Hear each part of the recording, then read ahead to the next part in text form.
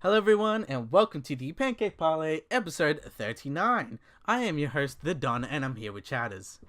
How's it going, Don? Yeah, good. We've got a big chock. Would you say chock-a-block? Is that even a phrase?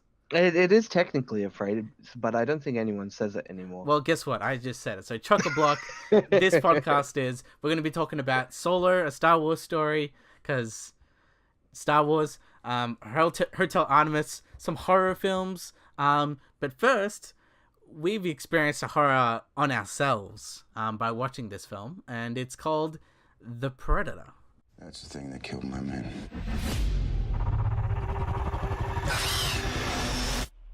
Alien.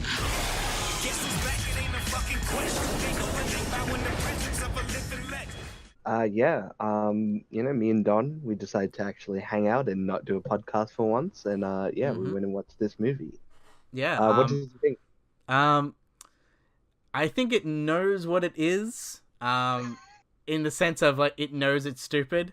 Directed by Shane Black and I think written by Shane Black, and he's kind of what do you call it? Like he's more infamous for like doing like funny stuff. Like he was one of those guys who kind of semi wrote like Predator and like a few things. So like he kind of has a tangential relationship with like kind of funny like action type of stuff. He mostly did stuff like Kiss Kiss Bang Bang. Infamously Iron Man 3, which is one of those movies where you love it or you hate it. And he actually wrote and directed actually a film that I really liked that came out a few years ago called The Nice Guys with Russell Crowe and Ryan Gosling, and I really liked that whole thing. But I actually haven't watched The Nice Guys, but I've also heard really good things about the movie as well. He's got that tone. Well, the first thing I wanted to say is, just to kind of background with the Predator movie. What's your familiarity with the kind of Predator cinematic universe? Like, have you watched every Predator film and every Alien versus Predator? Like, I guess from what I understand, I think technically Aliens is canon in Predator. Predator is canon in. I think it is technically still canon, even though like I've watched all of them. Alien vs Predator 1 and 2 are both bad, but like the second one's obviously worse, so just don't watch any of them really. But maybe wait, you don't like the first Predator movie? No, I love the first. I was talking about Alien vs Predator. Oh, man. Alien vs Predator. Oh yeah, I agree. I think from my understanding, people have said the Alien vs Predator 2 is better than 1. They're both. I haven't seen 2. I've seen 1. 1 is just kind of. They're okay. They're just pretty bad. Okay. But yeah, the first Predator film is one of those iconic 80s I love this type of genre in film. Like you got Arnie, and you got like such a memorable cast, and like we got so many memorable lines and like a lot of cool stuff that came out of the Predator. And yeah, I really enjoyed the first Predator film. Like it is iconic. It's Arnie pretty much at his best, I would probably say. And it's directed by John McTiernan. He was the biggest guy in the 80s. Like, do you know about John McTiernan at all? Yeah. I'm aware. Yeah, so he did Die Hard, which is awesome. Hunt for Red October. He did a lot of cool stuff in the 80s and stuff like that. So Predator is really cool. Predator 2 was completely different, set in the suburbs or the city of Manhattan, I'm pretty sure. And I'm pretty sure one of the line for it, like the byline for it, was like concrete jungle or something. Right? Ooh, so edge. Yeah, which I'm like, I kind of dig it, but at the same time, it's like, yeah, it's definitely very different to the first movie. Yeah. Have you watched the Predators movie, the 2010 movie? Yeah, I think that's the Robert Rodriguez one, and I like that one. I like that one. It was pretty solid, where it's kind of like everyone is kind of sent to this like random planet, and to kind of like, because the whole premise is like, yeah, predators hunt down the alpha of the pack, or like people who are the best at whatever they do, and they're worthy of being hunted. And if you can kill a predator, then you're like high on the food chain. So like the Predators film that came out like in 2010, I thought it was pretty solid. Like, and it took itself seriously. Whilst this film, on the other hand, does not take itself seriously like at all.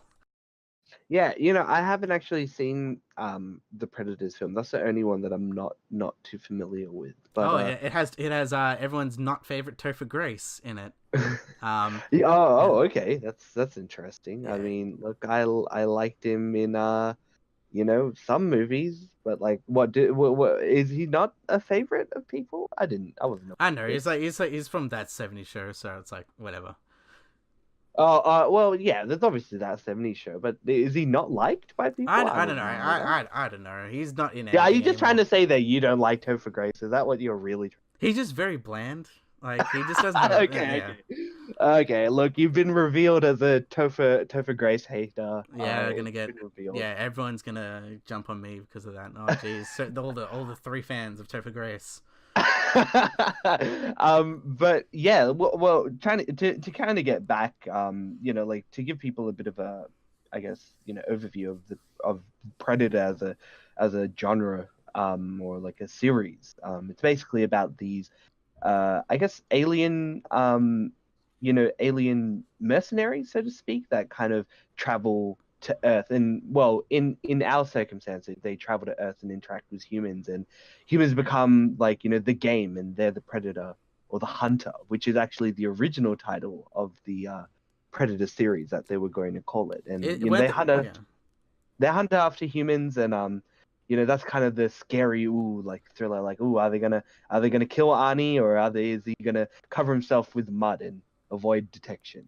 And It's then kind of like, fight Jean-Claude Van Damme. That's another trivia thing for you. yeah, I'm actually aware of that one. Yeah. It's really, in the first film it kind of works because, again, like, this is the thing I kind of like about the first Predator. You can kind of imagine it being like a movie that is very much like, okay, it's set in the 80s, and it's an 80s interacting with a like a sophisticated technology race of aliens, and him outsmarting it using 80s tech. But now we can't do that anymore. Like, it's like, oh, like, if it's set in like 2018 and you cover yourself with mud, this like thing will immediately see you and kill you immediately. I kind of feel like the ways and the mechanisms in the film work very well in like a very grounded 80s setting, but they can't really replicate it as well in a modern setting. And I think that's kind of like revealed in something like the latest Predator film. But anyways, with what I was saying, like, the basis of the movies is, obviously these hunter predators, chasing after humans, and yeah, kind of basically using them as bait, and killing them in fantastic fashion, But in much now, of a yeah, very but horrible now they're just like they're looking to kind of merge with us, or in a sense, kind of like utilize us as like our smarts. Because what intelligence. Yeah. yeah, which by the way is actually kind of a semi-redeeming. Like, there's a few cool ideas in this film. Like, I think like the movie's like okay to bad, but I feel like there's some redeeming like things in it. Like, for example, like Yeah, for I actually example, agree. it does some really cool stuff where like because the whole premise of it is like they're trying to harness some of our genes, which essentially Well, well, yeah yeah well, let's start off with the plot of this film, right? So yeah. the Predator's kind of set in where the main character, he's like I think it's McKenna, and he basically is on a mission to assassinate someone, and during the assassination, this massive alien ship just kind of like crash lands, and his first instinct is to go up and try and find out like what's going on and where everything is, and he steals like this arm gauntlet, and he swallows The like invisibility a thing. like, this is the thing that kind of can know to swallow it. It doesn't give any instructions about what to do. I feel like a lot of this film has like people just like immediately understanding how to use the predator technology, which I'm not against, because I always really like that in kind of movies or games and stuff like that. Like, I think a pretty good analog is something like Halo, right? Like in the Halo TV, video game. You Mm-hmm. start off fighting using like pistols and like machine guns and stuff, but then eventually, like, you're kind of like, whether it be like you run out of ammo or something, or you just find like a gun that you like, you are kind of like, you use the alien tech, and it's simple enough for you to use. In Predators, there's like no kind of like explanation as to how these people are able to learn how to use the device. There's one character who is justified of knowing why, and that's McKenna's autistic son, which is actually very much relevant in the um, movie in itself. Because what basically happens is McKenna gets this equipment and he tries to send it to his personal PO box, but because he didn't pay a fine, or like not a fine, he didn't pay like his monthly fees. Monthly fees. It gets sent back to his home where his son kind of plays with it and plays with this giant mask and stuff. And his son being on the autism spectrum, is kind of shown that he has like these bouts of like really intelligent kind of creative influxes that come here and there. And he starts like playing around with some of the technology that's kind of like what it's kind of explained. Like his son is quite smart because he thinks outside of the box of like a regular person. And he kind of is a bit of a thorn on the side of like the major antagonist, which we'll get to a little bit later. But yeah, and the thing is, McKenna, the father, he kind of gets caught up by the U.S. military and put in jail. Well, I guess not jail, but like in a prison bus to be sent to jail. And he meets like a bunch he saw of some other stuff he wasn't supposed to see. Yeah, in a very classic way, right? And he kind of like ends up with a ragtag convicts. And I think at this point is what they tried to do with the original Predator movie. I don't know if you kind of felt that way. I kind of like where it's like everyone has their own like different little quirk, or it's like, oh, you're the funny guy and you're the guy who likes the big guns, like, and they kind of do the same thing. I think when we were watching this movie, I had the thing where it's like, this is like literally Suicide Squad in a sense, where it's like, we have a ragtag, like we got the one guy who does card tricks, we got the guy who has like what is it, the fits of like where you can't control what you say and things like that. Like, the and then we have this super religious Latino character. Yeah, like I feel like it's like, well, it's, and once again, that's why I feel like this movie knows exactly what it is. It's supposed to be like hardcore stereotyping of just like, this premise is stupid, and like and then you could kind of say something like the Predator franchise, like the Predator, Predators 2, and like Predators took itself way too seriously. And then so I think Shane Black and his whole thing was just like, you know what, fuck it, this is a fun premise, so what I'm gonna do is make this a fun, stupid movie. And I think that was his whole goal with this film.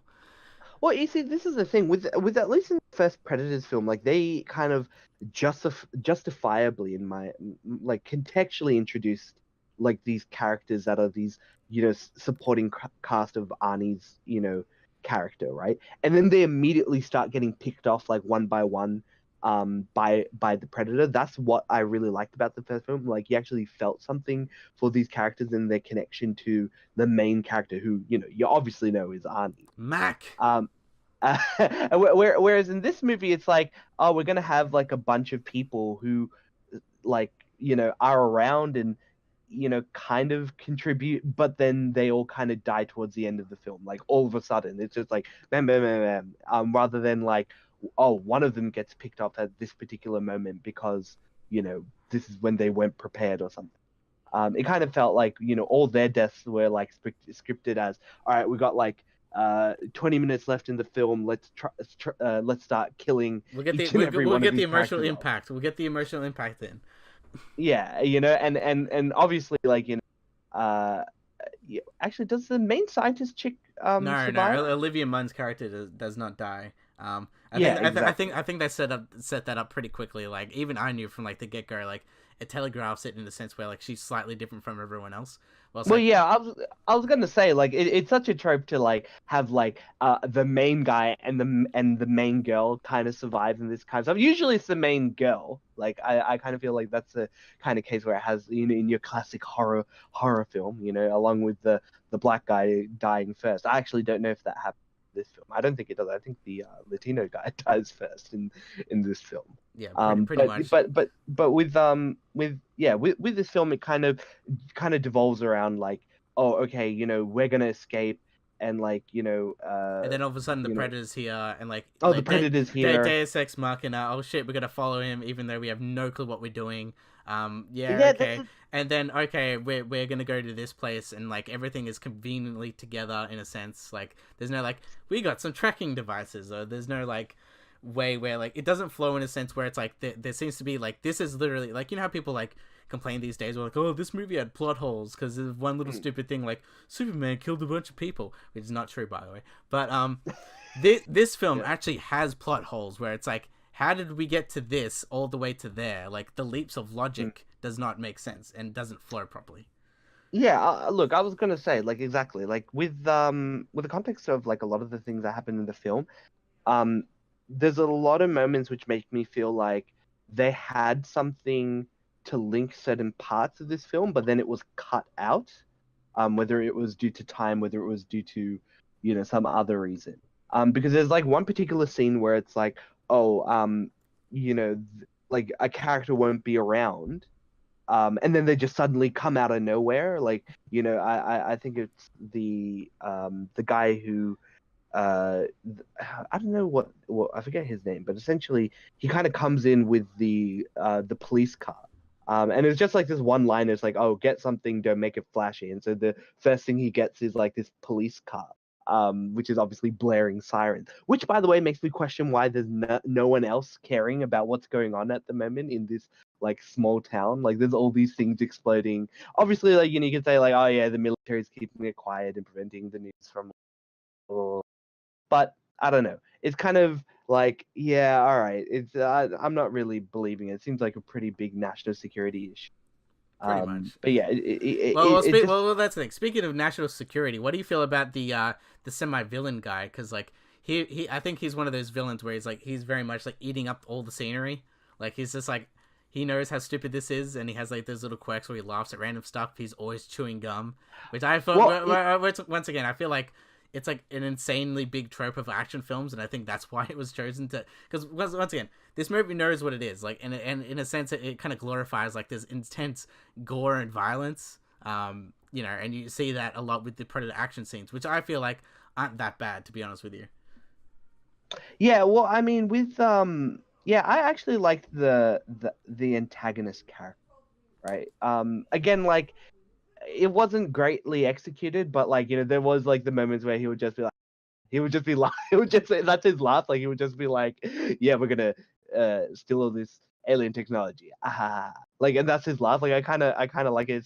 It's very much like it's trying to give him some unique quirk. But at the same time, like he goes from being like the antagonist character to immediately being the friend. It's like, all right, we gotta work together because this predator thing is gonna kill us, and it's gonna be really bad.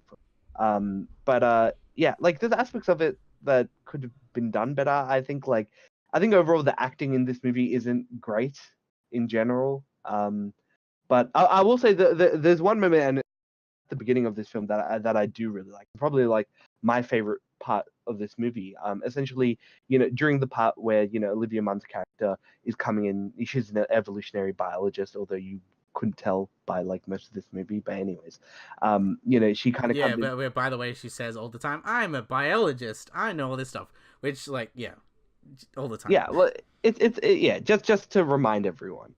But there's a scene where like they she's coming into view, like whatever the army has got, and it's obviously the predator that they captured from the ship, and they've got it strapped down and they're investigating it. But then all of a sudden, like it wakes up and it starts trying to escape. I really love this scene where everybody's trying to like stop it, and it's just like kind of almost effortlessly killing all these scientists. And there's like a scene where he picks up a machine gun and like just kind of sprays it, like he just doesn't even have to look. Like it's just kind of these like small really cool badass things that a lot of the times, like you watch a movie or watch a TV show and a character will be like, oh, they're badass, or that was badass. Like it's very much like say it rather than they're doing the whole show. Cardinal sin of entertainment is saying Yeah. like saying it but not showing it.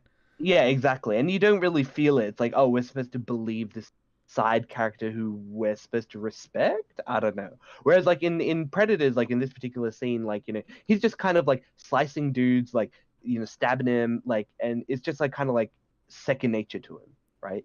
Or first nature, I guess, for a predator. I'm not too sure, but anyways, he just kind of picks up a gun. Maybe he's never used it before, but whatever. He gets how it works, and he pulls the trigger, and he just kills a bunch of dudes. And then later on, like, obviously he doesn't have his helmet. And earlier in the scene, they show like kind of like a glass case of all these like predator masks that the, like, I guess Earth have interacted with, and it's basically obviously from like the first film, the second film. Not too sure if the third mask is from the third film, but or whatever. I don't remember. But once again, I do like that in a sense where, like, in an era of like a lot of reboots where they don't acknowledge like anything got to do with the past, I like how this film at least does that. Because like I feel like, once again, because like you can even see it recently. Like I heard like there was one where it's they're gonna do Space Jam 2. But it's not going to be called Space Jam. It's just going to, like, it's not going to be a sequel. They're like, oh, it's a reboot. So I'm like, man, there should have just been a sequel, and they could have made references to it and stuff like that. Oh, that's a shame. They really, it really should be a sequel. Yeah, and they're just like, and then there'd be a funny joke being like, you're not as good as the other guy, because it's true. Yeah, exactly. That'd be great things. Like, you're not as good as Jordan. But yeah, the thing that happens next in the scene is like he just kind of breaks the glass case and he just takes a predator mask and puts it on and activates it. Like, I really like that. It's very much like it's kind of tropey in a sense. I don't know what the trope is, but it definitely is a trope where you just kind of like he gears up where he's all defenseless, but finds some equipment of his or like whatever. But it's like using old equipment. It's like using like, oh, I don't have my high tech gear, but I guess I'll use this low tech gear that, whether like it's kind of like in a very, very similar way as like, Batman, in a sense where it's like, oh, like his old busted up stuff is screwed up, but his old, gear that he made, that's kind of all rusty and doesn't work as well, but it looks cool. It's got a cool look to it, and so that's why he's wearing this. Like it's always like these kind of like dumb reasons for why they're changing. But in this, it's like there's a good contextual reason as to why he's using the old mask. But it later gets revealed. You can maybe tell our audience who the main antagonist of this film is. Yeah. So spoilers are like, and if you don't want to know about spoilers, which I don't know if you really care about spoilers for this film, but if you do, probably skip like 5 minutes. So the main villain of this is like the ultra predator, or like the primal predator, which is basically like this like 10-foot tall predator that's like got its own like what do you call it, like its own like skin armor type of thing, and it's like a lot more lethal, and it's just better in every way. It's like the best version of something, but like even better. So that and once again, in and of itself, that's a trope of like finding something that's the same but better. Yeah, it's very much the same way, like kind of how it is in like like Terminator 2, right? Like you have the original TI robot, but then you have to fight the Liquid Terminator, which is better in every way, and then they figure out how to kill it anyway. Kind of. Everything has a flaw. Yeah, exactly. But yeah, and then at that point, I feel like that's when the movie changes directions quite a bit, and like, and then it kind of revealed. And once again, since we're in spoiler territory, it's kind of revealed in a sense where like the predators, in a sense, the as blunt as it possibly can be, the predators are trying to weaponize autism. in a sense, you're not wrong. Memes aside, that's literally what it is. Like, in the sense of the movie. Here's the thing. The movie kind of falls apart at these moments because they try to put in way too much justification for the reason why the predators are coming. Because they're like, oh well, the predators are coming because of global warming, and that's kind of leading to the death of humanity. So they're trying to collect as much like human samples as they can, and incorporate their DNA into human DNA into the predator DNA. And it's kind of revealed that the first predator who gets killed immediately by the bigger predator, again, another trope where the big bad gets killed by the bigger bad, right? Just to show how bad that character is. I think it's done in I think it's like in the first Street Fighter game. Oh, sorry, the second Street Fighter game where you're fighting M. Bison, and then all of a sudden like Akuma comes in and he just kind of like kills of M. Bison, and then like the battle is between you and Akuma. It's very much a trope that's existed for decades stage. But that happens, and they kind of reveals like, oh, he's actually the first predator who you guys were trying to kill originally. He's actually a good guy. He was trying to help humanity because global warming is making the planet hotter. And even though he filleted a couple of dudes at the beginning of the film, he's still a nice guy. He's still a nice guy though. Even though he continued to kill people in the, like, I think him killing the people in the facility that was holding him was kind of justifiable because obviously they're holding him against his will. But I don't know. He could have just been like, "Hey guys, I'm trying to save you," sort of. Yeah, but it's like here's the thing. Like you can think of it like, oh, like he's just like just like, I gotta save these stupid ass people, but they won't understand. So it very much still has the predator mentality, even though he's got like the human DNA corrupting him. Like not corrupting him, but like kind of kind of swaying him to the light side, whereas the predator side is still making him like all aggressive and killing and blah blah blah. But it just doesn't. It seems like very conflicting. It's like, okay, he's here to help us, but he'll just kill a bunch of us and also not communicate with us in an effective way to try and do that, even though like the other predator was able to learn how to talk to humans. Like obviously they probably like, oh, we didn't think we were gonna crash land on Earth, so they didn't bother putting like swallowing the what is it, the universal language metal ball thing, right? Just a position for everything, you gotta get stuff done.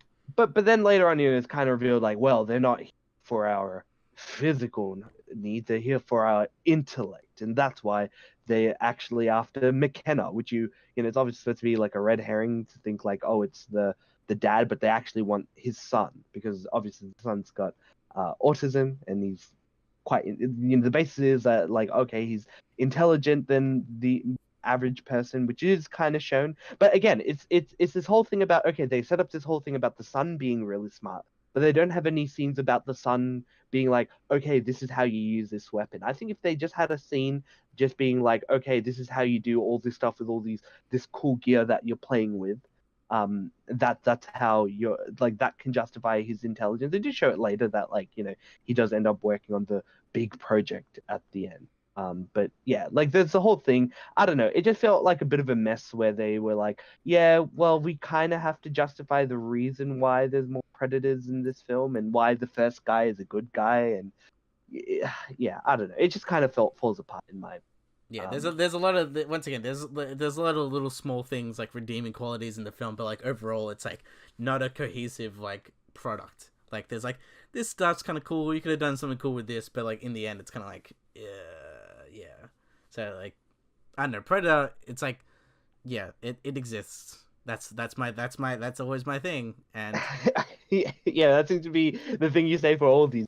Well, that's like, I always say that to things that are average or like bad, and I'm like, yeah, it's there. So like, if you want to spend your time watching it, go ahead. If you're one of those people that like watching every single movie in the series, obviously is the lowest one. So I can clearly say that. So that's the Predator. That's pretty much the Predator 2008.